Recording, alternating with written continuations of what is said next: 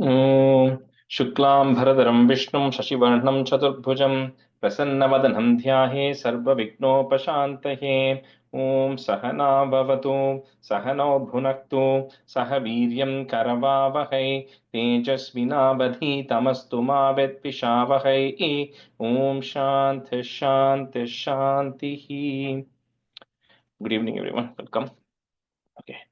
All right, so we'll just do a quick review, kind of that's typically what I do, whatever we learned in the last class, right? Since I don't know many of you, I'll kind of open the floor, maybe not Divya or Uma, because you were already students last time. Any of you, two people who want to do eight stanzas, I think we did it 15. So one of you can do the first eight, other can do the six, seven. Okay, Kalyani, go ahead, you can start. So the first 8 you want me to? Yeah, first eight you can do, yeah. Okay. Suklambaradharam Vishnum Sasivarnam Chaturbhujam Prasanavadhanam Dhyayet Sarvavighnopashantaye Yasya Dviratva Vakradhyaha Parishadaha Parishyatam Vishnam Nidganti Satatam Visvakshenam Tamasraye. So that first line, that visarga, you're saying that aha, right? Remember, we put the joining letters there. So virata vaktra dyaf if sound. Parishadyaf parash shatam. Okay, can you try that line again? The whole line, okay. Yasya dviratva vakradhyaf parishadah parashatam. Yeah. Vyasam vasishtanaptaram saktai pautrakalmasham parasrataj tajmajam vande sukatatam taponitim. Second line, first word, parasharatmajam. Parasarata. One more time, can you?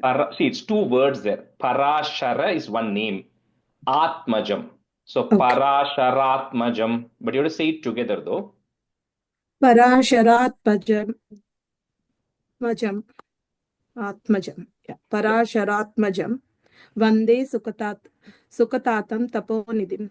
Vyasaya Vishnu Rupaya Vyasa Rupaya Vishnave. Namo Vai Brahmanidhaye Vasistaya Namo Namaha. Avikaraya Suddhaya Nityaya Paramatmane. Sadaikarupa Rupaya Vishnave Sarva Jishnave. Yasya Smarana Matrena Janma Samsara Bandhanat Vimuchyate Namastasmai Vishnave Prabha Vishnave. Om Namo Vishnave Prabha Vishnave. Sri Vaisampayana Vacha Srutva Dharma Naseshena Pavanani Cha Sarvasaha Yudhishthara Santanavam Punareva Abhya Bhashata. Yeah, so two small corrections. First line, first word. Shru is a short U. You said shrutva. It's shrutva. Okay, short shrutva. And then the second line, first word, Yudhishthirash. T sound. Yudhishthirash. Okay. All right, you can stop there. Who else wants to do the next eight? I can do. Okay, go ahead and do. I'll start from Sri Vaishampayana Uvacha. No, Yudhishthira Uvacha. Yudhishthira Uvacha. Kimekam daivatam loke kim vapyekam parayanam stuvantav kam kamarchantav prapnuyurmanava shubham Prapnuyur. Pra sound. Prapnuyur.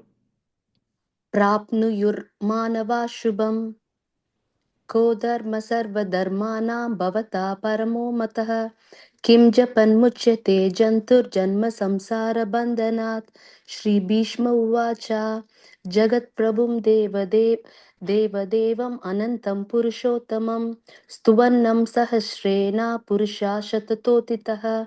This is the second line, second word. Stuvannama Sahasrena. Stuvannama Sahasrena Purusha Shatatotitah. Tamev charchayan nityam bhaktya purusham avyayam dhyayan stuvannamasyamsha yajamanas tamev cha. The same thing, the charchaya, sound, charchayan nityam. So, just the second line I'll say. No, just that one word you can just say, just so to make sure you're correct. Yeah.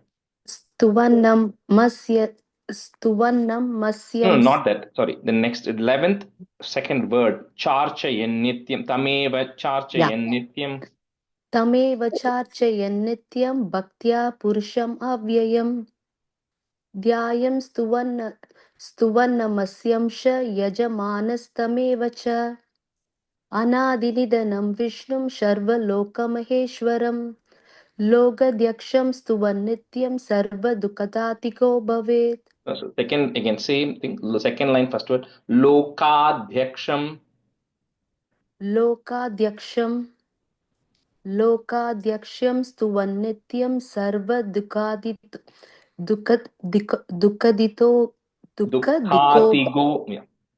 दुःखादिगो भवेत्. That's it, right? We did till 12. Correct on. Keep going, yeah. ब्रह्मण्यं सर्वधर्मज्ञं लोकानां कीर्तिवर्धनं लोकनाथं महाद्भुतं सर्वभूता भवोद्भवमि.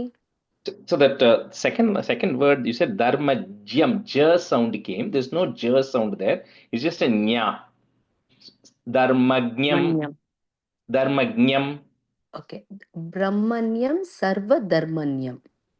Sorry, நீங்க தமிழா இல்ல தமிழ் ஞான பழம்னு வரும் இல்லையா அந்த ஞா ஆமா அதான் தர்மஜ்ஞம் கரெக்ட் ஓகே ब्रह्मण्यं सर्वधर्मज्ञं लोकानां कीर्तिवर्धनं लोकनाथं महोद्भूतं सर्वभूतभवोद्भवमि. So next also, because yeah, I think we did till 15, I think. No, right? No, we stopped at 13. We stopped at 12, I believe. Yeah, till 12. Oh, till 12. Oh, sorry then. 12, okay, somehow I had it that we stopped at 15. It's my bad. Okay. All right, so we'll start from 13. Okay, so let me just see who all has not, who has not been picked last week. Any two of you? Okay, Mamta and then Neha. Okay. Okay, I apologize in advance because I'm not used to the Sahasra, the Sanskrit words, but I'll try my best. Sure, if Neha wants to go first and you can go second, that'll be easier, for you. So Neha will say first and then you say second so that we can hear her also. Okay. Yeah, perfect. Although I'll be same. That's okay. I need any two of you to be, so it doesn't matter. So okay. Start from... No, I'm going to teach, so you just have to repeat after me. Okay. So, okay, we're going to do from 13, right? Okay. So, Brahmanyam Sarva Dharmagnyam. So, like I said, that nya letter sound doesn't come in all languages. I know Telugu doesn't have it, Tamil has it, Malayalam has it.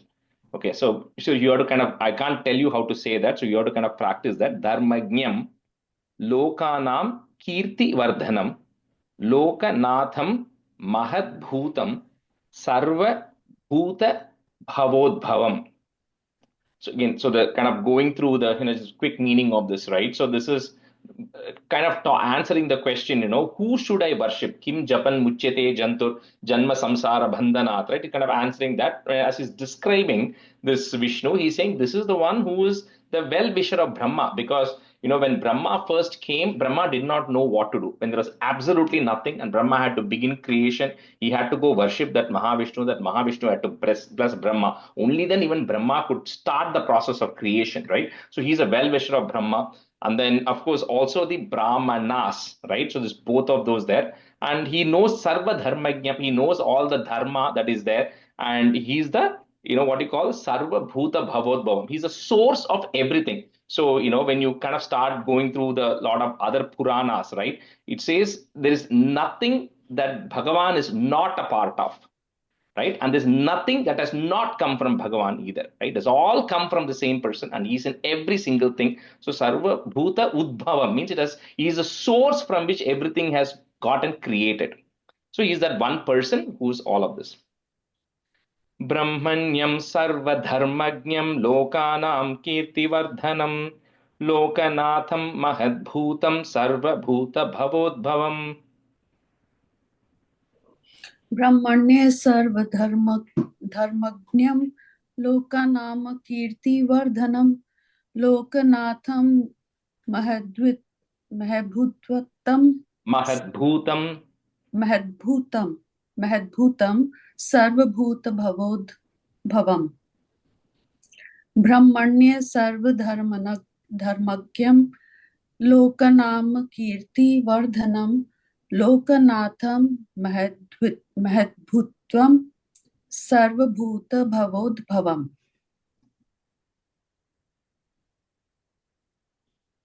Yeah, Mamta. Mamta? Okay, yeah, sorry. I thought Neha is going with the first 8, so sorry.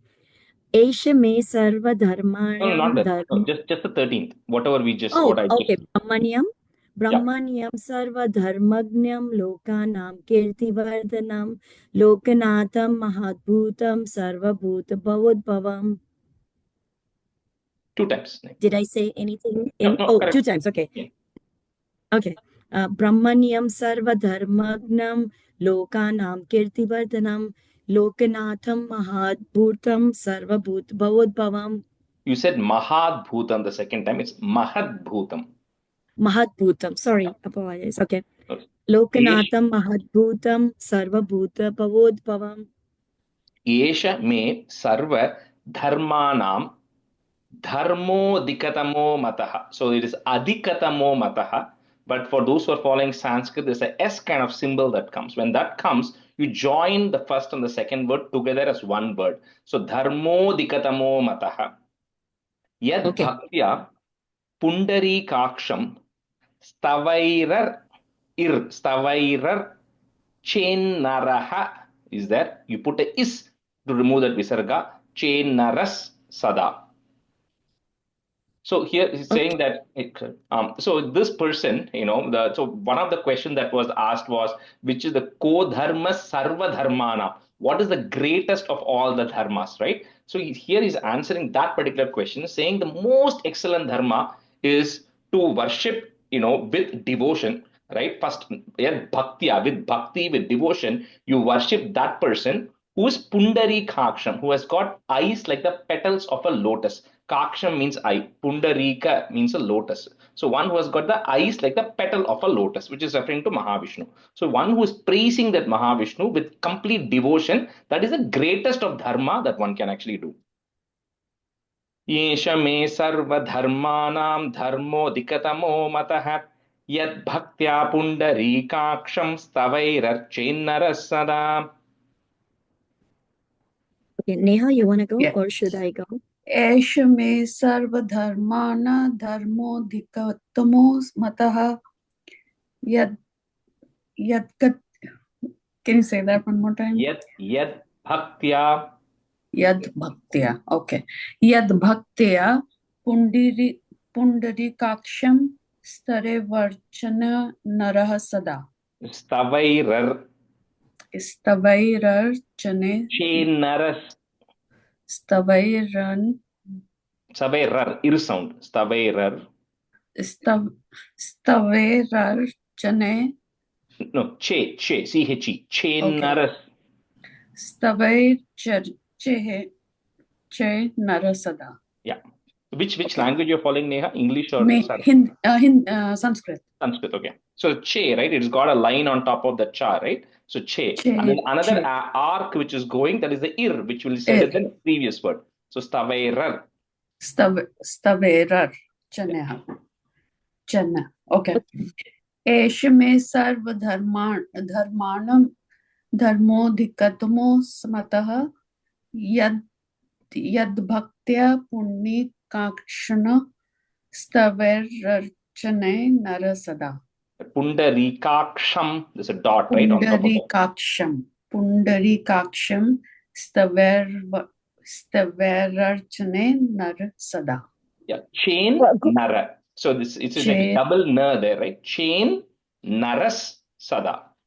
Chain nara sada. Yeah. Guruji, I have a question. Sorry to interrupt, but I wanted to know, what does it mean when couple of words are separated by a hyphen like this? What does that mean? Where is it separated by a hyphen? Like, I don't see it, but where is it separated for you? Stavair. Whoa, the halant at the bottom, right? Yeah. I think that's what she's talking about. Halant under na. Yeah. Oh, that's not a hyphen. It's just double na there. Are you following Sanskrit, Aarti? Yes, I am. Is it double or is it half?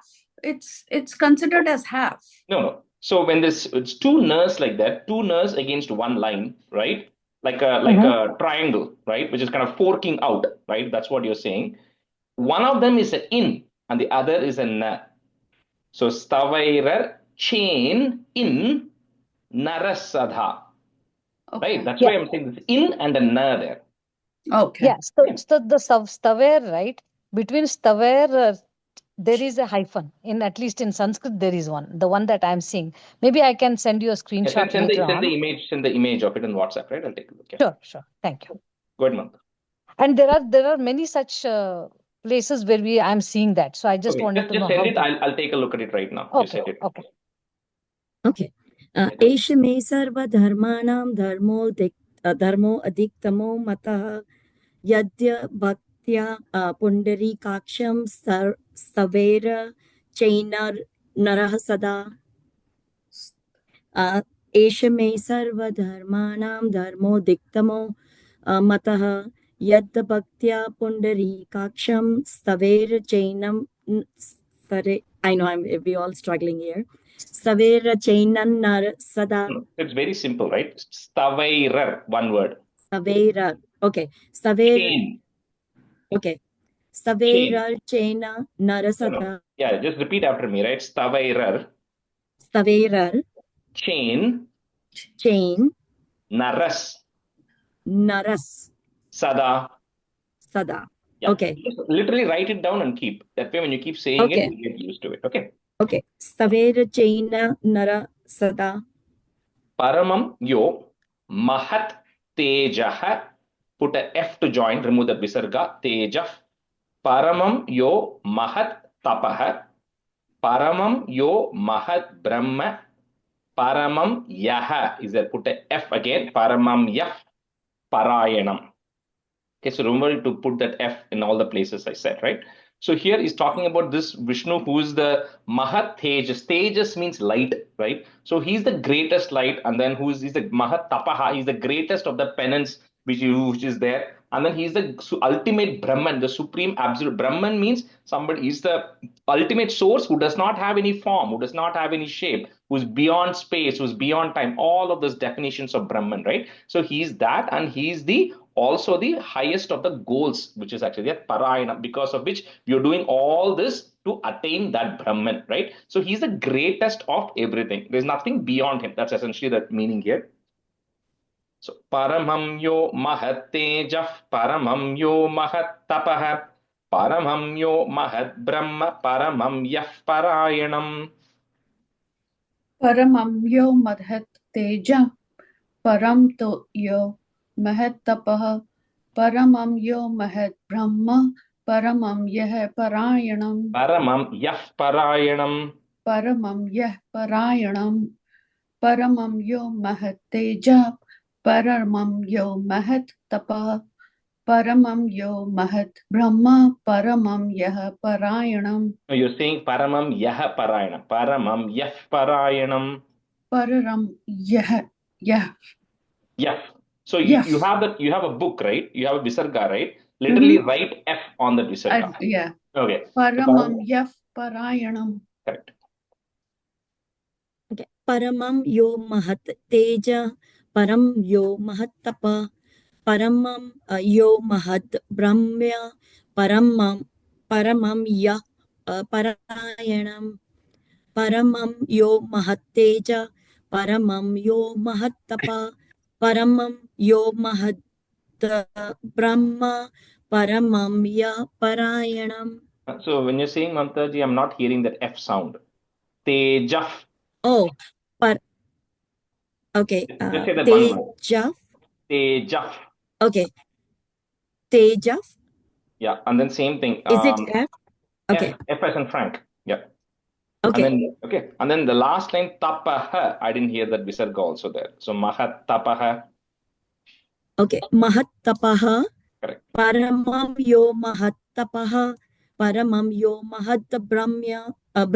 Is it brahmya, right? Brahma. Sir? Brahma paramam yafa. Sorry. Parayanam. Yeah. Pavitranam. Pavitram yo. Mangalanam cha mangalam. Daivatam devatanam cha bhutanam yo vyayah. Again is there. So again you have to put a F there. Okay, yo vyayah pita. Okay, so again the visarga there, F comes in. So here some of these are obvious. Pavitram means one who's the most sacred. So he's the sacred of the sacred.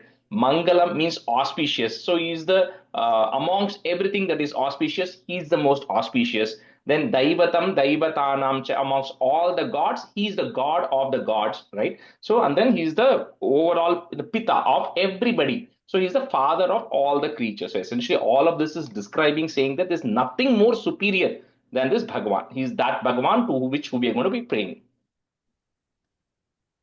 Pavitranam pavitram hyo mangalanam cha mangalam daivatam daivatanam cha bhutanam yo vyayah pita. Pavitranam pavitram yo mangalanam cha mangalam devatam devatanam cha bhutanam yo vyayah pita.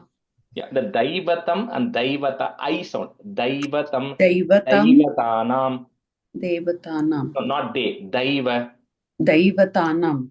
Yeah, both of them are the dai sound. Yeah. Okay. Pavitranam pavitram yo mangalanam cha mangalam daivatam devatanam cha bhutanam yo vyayah pita. Pavitranam pavitram yo mangalanam cha mangalam devatah devatanam cha bhutanam yo vyava pita. Yo vyayah pita. Yo vyavyaha pita. No, double Did ya. I say? Yo, no. Yo vyayah. Yo vyaya. Yeah, yo vyayah if Okay. vyayah pita. Yeah. And then again, even the Yo daivatam vyava. daivatana, when you're saying I'm hearing a they, it's a dai. Daivata. Yeah. Okay. So just make sure you're emphasizing that I sound there, okay? Okay. Daivatam daivatam. Okay, Daivatam. Okay. Pavitrana Pavitram Yo Mangalanam Daivatam Devatanam Cha Tanam Yo Vyayapita. Yeah. Yataha, put a is to join. Yatas sarvani bhutani bhavantyadiyugagame. You cannot break that word. You have to say it as one full word. Bhavantyadiyugagame. Yes means cha. Ish and a cha. Yes means cha. Pralayam yanti punareva yugakshaye. So this is telling that, like we said before, right? Before absolutely nothing existed, there is that one supreme Brahman who's there, who is called Purusha, but there's a lot of technical detail. So he's there or not a he, it's a it, because it doesn't have any gender. So it is there in the beginning. From that, everything is getting created. And then when the pralayam happens, which happens once at the end of the day of Brahma and at the end of the life of Brahma, all of that goes back and merges into the same person. So that's why everything comes from the same person, goes back into the same person. यतः सर्वाणि भूतानि भवन्त्यादियुगागमे यस्मिंश्च प्रलयं यान्ति पुनरेव युगक्षये. यतः सर्वाणि भूतानि भवन्त्यादियुगागमे यस्मिंश्च प्रलयं यान्ति पुनरेव युगक्षये. Yugakshaye. Yeah, you're saying yataha, I'm hearing. It's yatas. Yatas. Yatas sarvani bhutani bhavanti yadi yugamagame yasminsche pralayam yanti punarev yugakshaye. Punareva. Punareva yugakshaye. Yatah sarvani bhutani bhavantyadi yugagame yashmistra.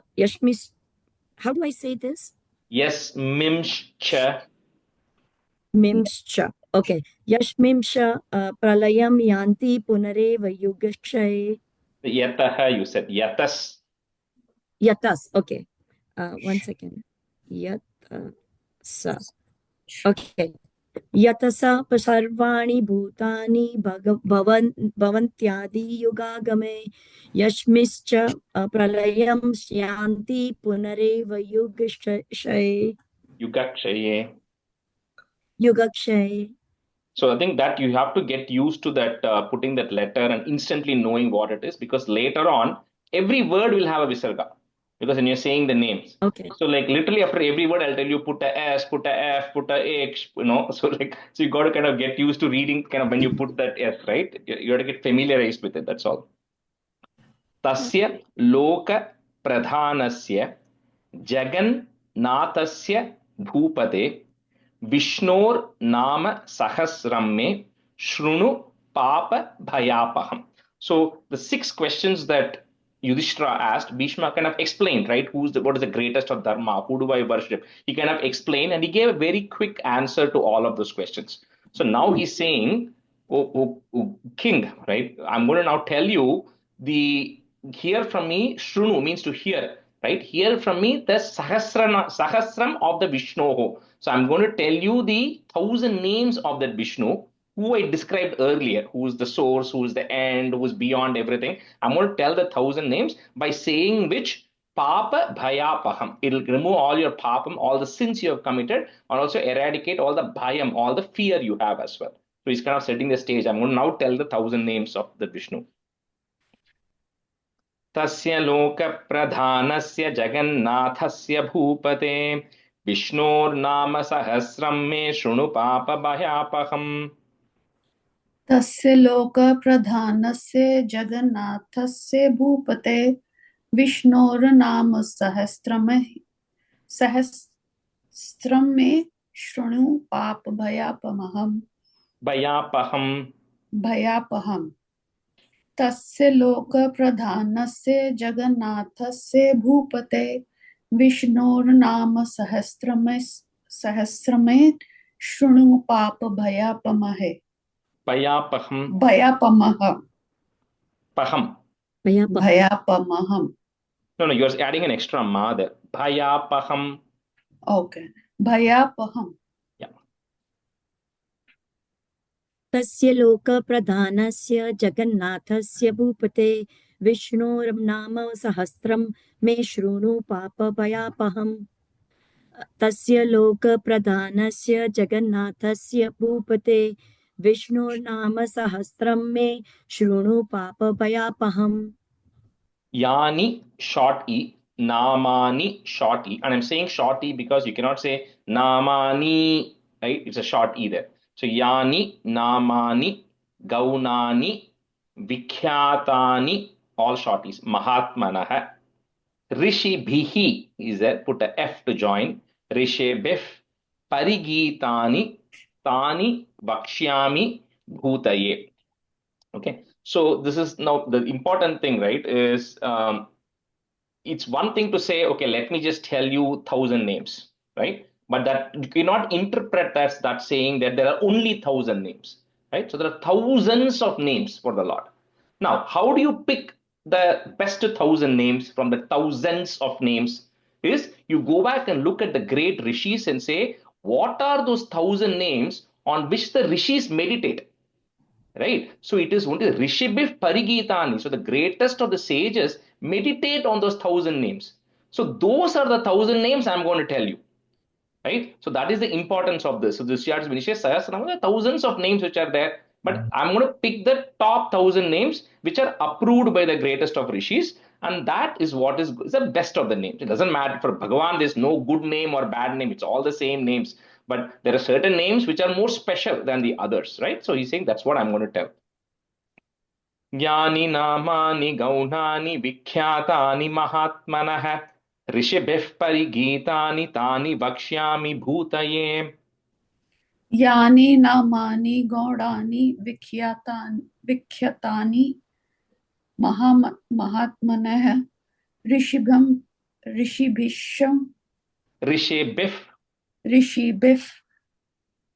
परिगीतानि तानि वक्ष्यामि भूतये.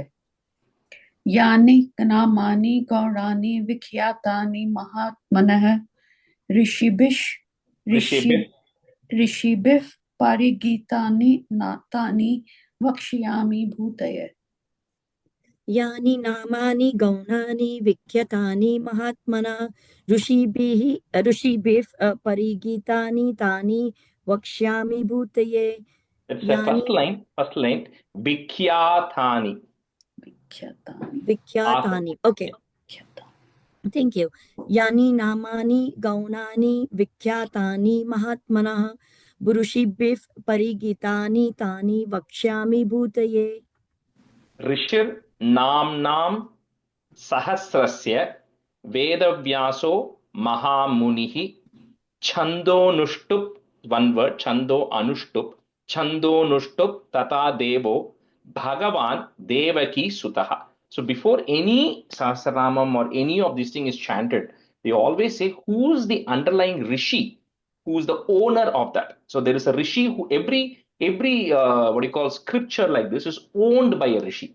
So that is the Rishi who's responsible for compiling it, for spreading the word about it, and to explain the meaning and then spread about. So that is one Rishi who is there. So they always say who's the Rishi. The second they say is what chandas that is for, which is the meter, which is how long that per each sentence is. So Vishnu Sahasranamam, every sentence is the same tune, everything is the same length, right? So that is a meter, the chandas of that. And here it says the Rishi is Veda Vyasa. Veda Vyasa is the Rishi for this Vishnu Sahasranamam. And then the chandas is Anushtup Chandaha. The chandas name is Anushtup, the different chandas. And then who is the deity to which this is being addressed? Now, all this while, the explanation was given was that Vishnu who's the source, that Vishnu into which whom everything goes, that Vishnu who is the Brahman. But here they're saying Bhagavan, not Vishnu. It is Bhagavan Devaki Sutaha.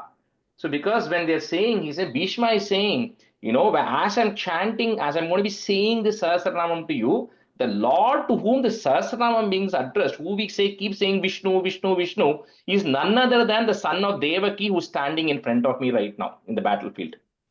Right? So he's saying essentially Krishna is no different than the Supreme Lord Vishnu because he's the Purna Avataram of the Lord Vishnu, right?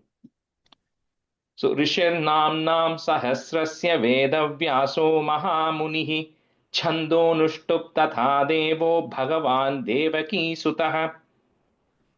ऋषिर नाम नाम सहस्रस्य वेद व्यासो महामुनिः छंदो नुष्टुप तथा देवो भगवान देवकी सुतः. That first line, first word, Rishir Namnam. ऋषिर नाम नाम सहस्रस्य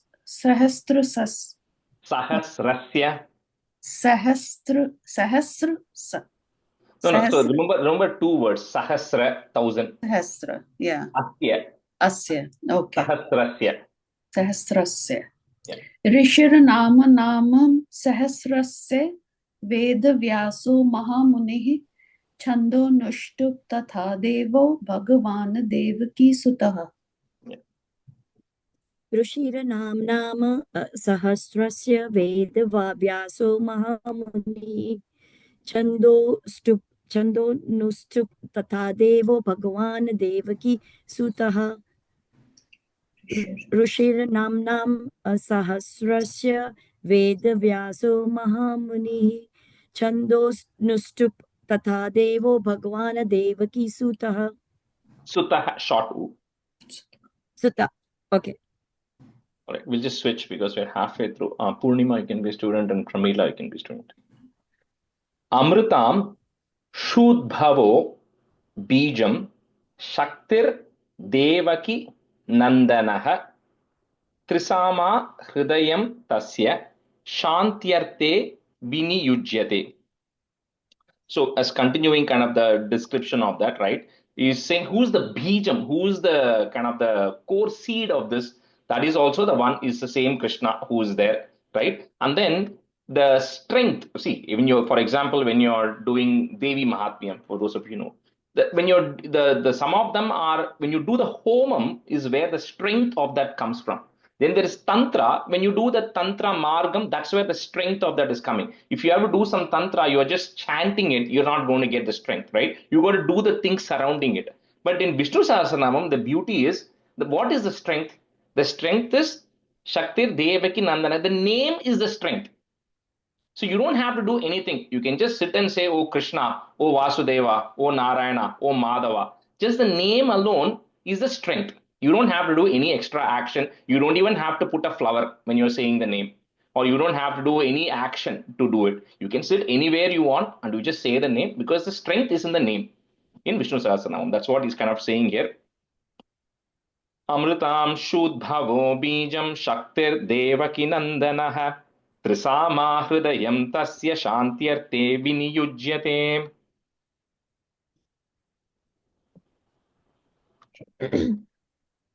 Amrutam Sudbhavo Bijam Shaktirdevaки Nandanah Trisama Hridayam Tasya Shantyarte Viniyujyate. That Nandanaha is a visarga at the end of the first line. Nandanaha. Okay. Amrutam Shudbhavo Bijam Shaktirdevaки Nandanah Trisama Hridayam Tasya Shantyarte Viniyujyate.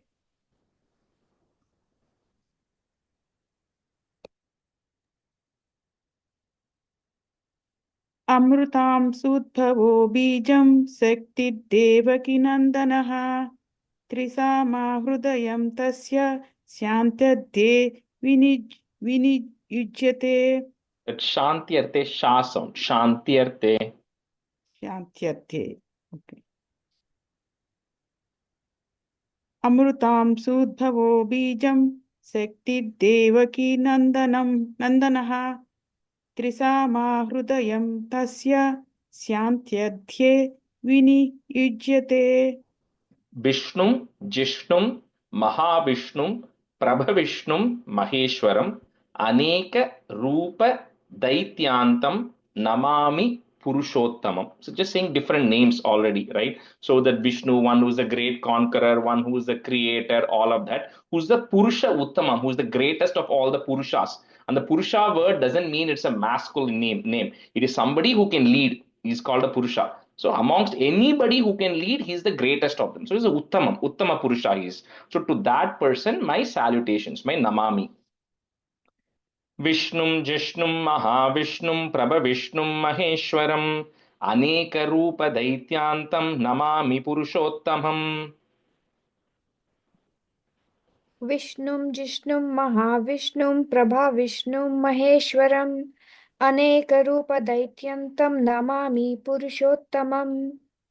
Vishnum Jishnum Mahavishnum Prabhavishnum Maheshwaram Anekarupa Daityantam Namami Purushottamam. And Purnima, you said Prabha Vishnu. It's Prabha Vishnu. There's no A sound. Yeah. Prabha.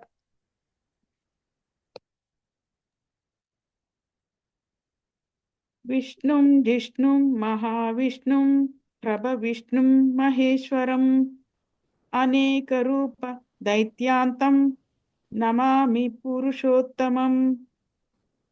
Vishnum Jishnum Mahavishnum Prabhavishnum Maheshwaram Anekarupa Daityantam Namami Purushottamam. Okay. So next, before any Sahasranam, there's always a Nyasam and there's a Dhyana Slokam. So in Lalita Sahasranam also, you have the Dhyana Slokam that you first chant, right, before you get into the thing. So here, same thing. There's a Nyasam and then a Dhyana Slokam. So, Om Asya Shri Vishnor Divya Sahasra Nama Stotra Mahamantrasya Shri Vedavyaso Bhagavan Rishihi. So anytime when you say who is the Rishi in the context of the Nyasam, you got to touch the top of your head. Okay. So Vedavyaso Bhagavan Rishihi on the top, on the center, not on the side, like top. Yeah. Then Anushtup Chandaha is you touch, like, cover your mouth and your face in the middle. Anushtup Chandaha. Then that we'll do till then and then I'll tell the rest. Om Asya Shri Vishnor Divya Sahasranama Stotra Mahamantrasya Shri Vedavyaso Bhagavan Rishihi Anushtup Chandaha.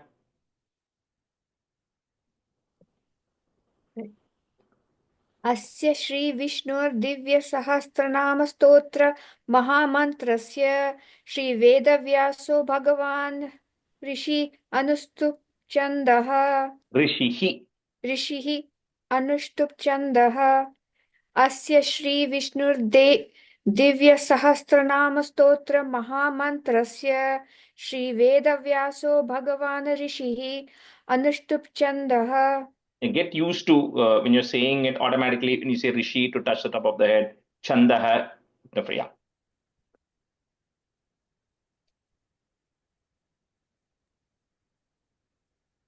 अस्य श्री विष्णो दिव्य सहस्रनाम स्तोत्र महामन्त्रस्य श्री वेदव्यासो भगवान् ऋषिः अनुष्टुप् छन्दः.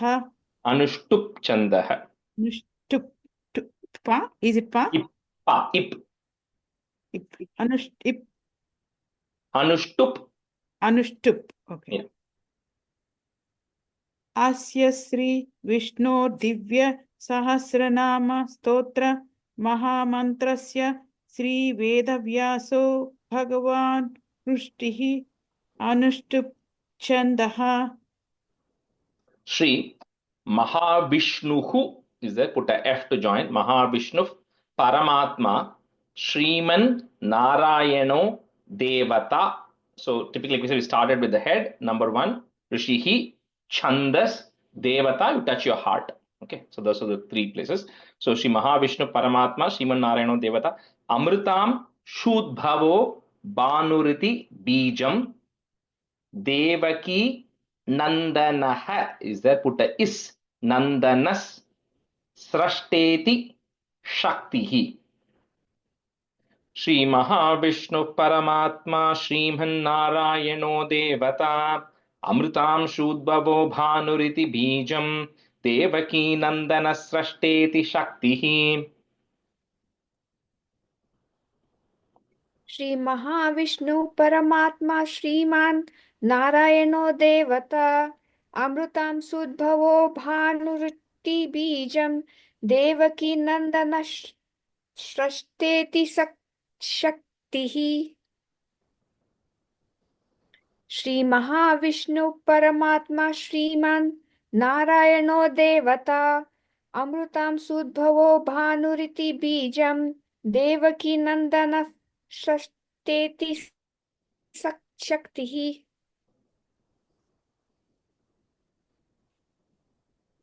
श्री महाविष्णु परमात्मा श्रीमन्नारायणो देवता अमृतां सुद्भवो भानुरिति बीजं देवकी नंदन सृष्टेति शक्तिः.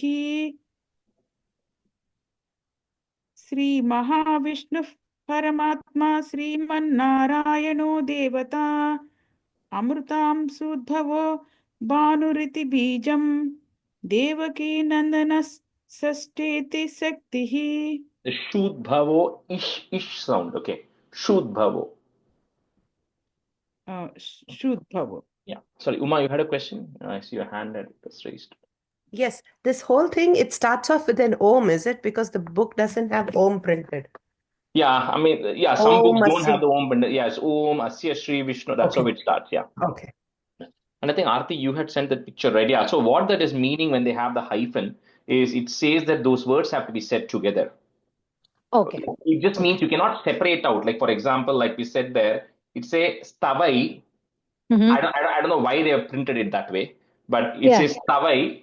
You can't say Stavai, Rarche, then Sada. Like you cannot say it separately. You have to say it together. Like we said, it has been broken, right? But I don't know why they did that, right?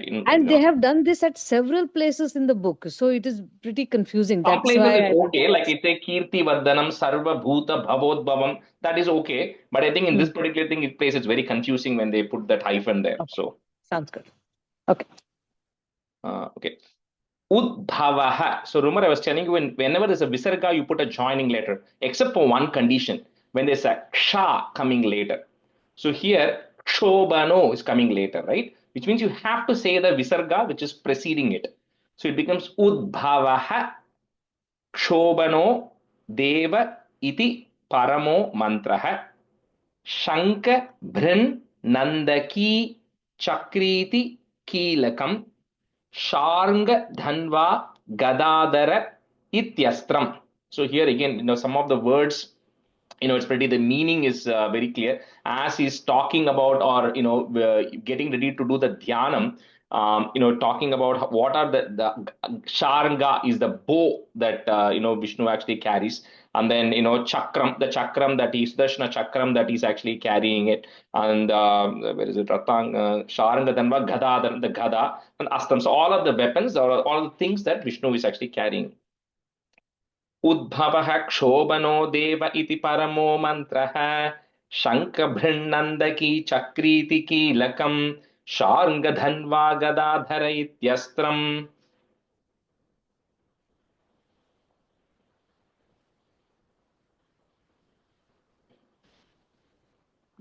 Oh, sorry, I can't. Purnima, you're on mute. Oh, sorry. Udbhava Udbhavah Shobhano Deva iti Paramo Mantraha Shankabhrin Nandaki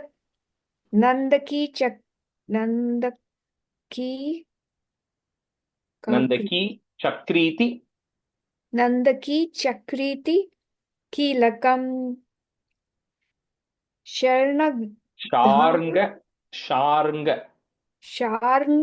Sharngadhanva Gadadhara iti Astram.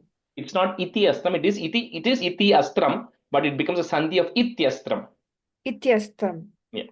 Ityastram. Okay. Udbhavaha Shobhano Deva iti Paramo Mantraha Shanka Brin Nandaki Chakriti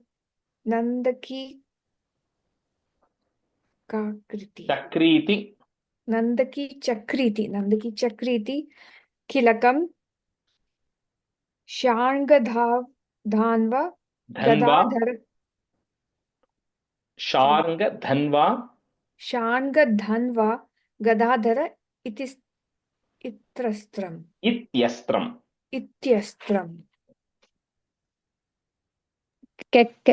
Can you please help us pronounce the Shang Dhanva? Okay.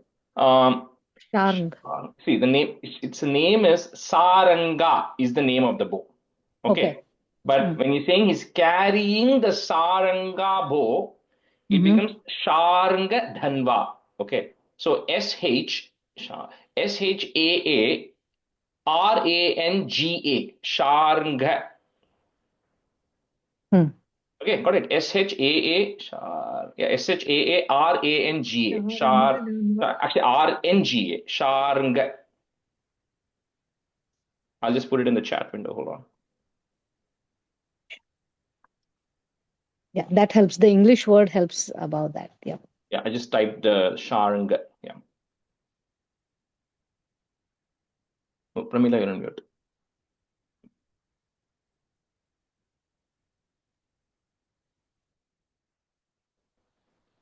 Udbhavah Shobhano Deva iti Paramo Mantraha Shankabhrunandaki Chakriti Kilakam Sharga Dhanva Gadadhara Ityastam. Sharanga. Yeah. And then Udbhavaha. Say that again. Sharngadhanva Gadadhara Ityastram. Repeat second time, right? Yeah. Udbhavah Shobhano Deva iti Paramo Mantraha Shankabhrunandaki Chakriti Kilakam Srangadhanva Gadadhara Ityastram. Yeah. Ratanga Pani Rakshobhya iti Netram. So he's going through each of these things, right? Now, this word Kilakam, right, that comes in a lot of places. Kilakam, what it means is, it is like when you think of your door, there's a hinge which is holding the door together, right? The Kilakam is like a nail or a hinge which is going to hold things together, okay? So in this context, and that comes in Devi Matyam, it comes in a lot of these things, the Kilakam word will come. So he says the Chakram, Sudarshan Chakram, that is the glue which is holding the things together. I don't know the deeper meaning behind it, but that's what it is telling, right? The Chakram, that is the Kilakam there. And the Sharanga Danva, Gadadhara, we saw that. Then Rathangapani Rakshobhya iti Netram. So of course is ice, right? Which is which gives protection to everybody. That ice. Trisama Samagaha is there put is Samagas Sameti Kavacham Anandam Parabrahmeti Yonihi. So we'll say those three things. रताङ्गपाणि रक्षोभ्य इति नेत्रम् त्रिसामा सामगस्सामेति कवचम् आनन्दं परब्रह्मेति योनिः.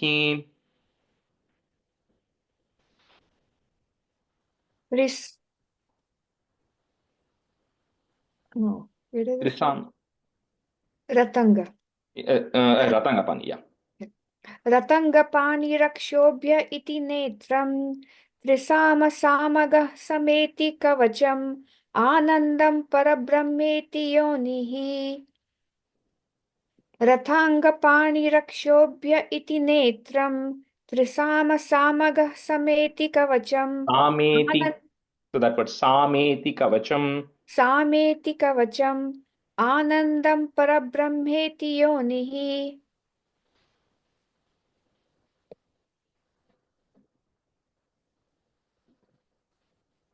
रताङ्गपाणि रक्षोभ्य इति नेत्रम् त्रिसामासामगत्सामेति कवचम् आनन्दं परब्रह्मेति योनिः. रताङ्गपाणि रक्षोभ्य इति नेत्रम् त्रिसामासामगत्सामेति कवचम् आनन्दं परब्रह्मेति योनिः. Rituhu is there, put a is. Ritus. Sudarshanaha is there. Remember when the ka is coming later, kala, you put a h to join. So Sudarshanah kala iti digbandha Shri Vishwarupa iti dhyanam. So digbandha is like I'm before you start saying something, you say I'm binding myself with all of these things. So that way you're protecting yourself and then you go start saying different things, right? That's what the nyasam is. Nyasam is you're invoking God onto your body. So this, it says, that's why that digbandha. So the Sudarshanam is the digbandham. That's the one which is going to bind me. And then with that, I'm going to do dhyanam of your Vishwarupam. Okay, and then the next stanza, the dhyana shlokam is going to come. So Ritus Sudarshanah Kala iti digbandha Shri Vishwarupa iti dhyanam.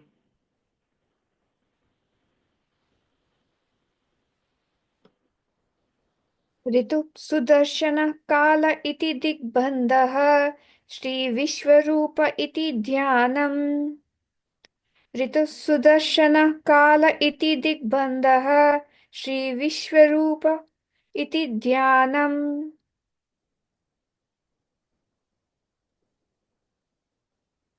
ऋतुसन्दर्शन काल इति दिग्बन्धः श्री विश्वरूप इति ध्यानम्. ऋतुसन्दर्शन Sudarshana. Oh, okay. ऋतु सुदर्शन काल इति दिग्बन्धः श्री विश्वरूप इति ध्यानम्. Shri Mahavishnu Prityarte Sahasra Nama Chape Sahasranama. What is it? My script is wrong. I'm trying to Mahavishnu Prityate Sahasranama Jape Viniyogaha. Okay, I think my book says Stotra Pate and all of that stuff. But I think if you remember right, it was just Jape only. Shri Vishwarupa iti Dhyanam Shri Mahavishnu Prityate Sahasranama Jape Viniyo. Yeah, Jape Viniyogaha. That's what we have in our book too. Okay. Jape My Viniyoga. script is wrong, but I looked at it, I figured it's wrong. So Shri Mahavishnu Prityarte Sahasranama Jape Viniyogaha. Shri Mahavishnu Prityarte Sahasranama Jape Viniyogaha. Shri Mahavishnu Prityarthe Sahasranama Jape Viniyogah.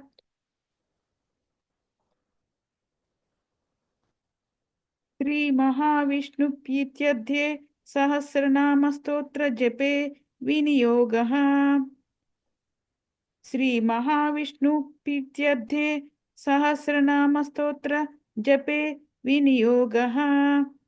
Stotram is not there, but it's fine if you want to say that. That's so. It's nothing right or wrong about this. So okay.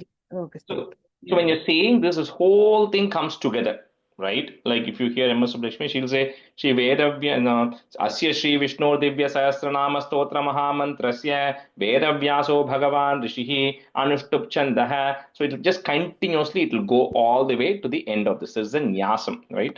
We have about 5 minutes. Let me maybe do a couple of lines of the Dhyana Slokam.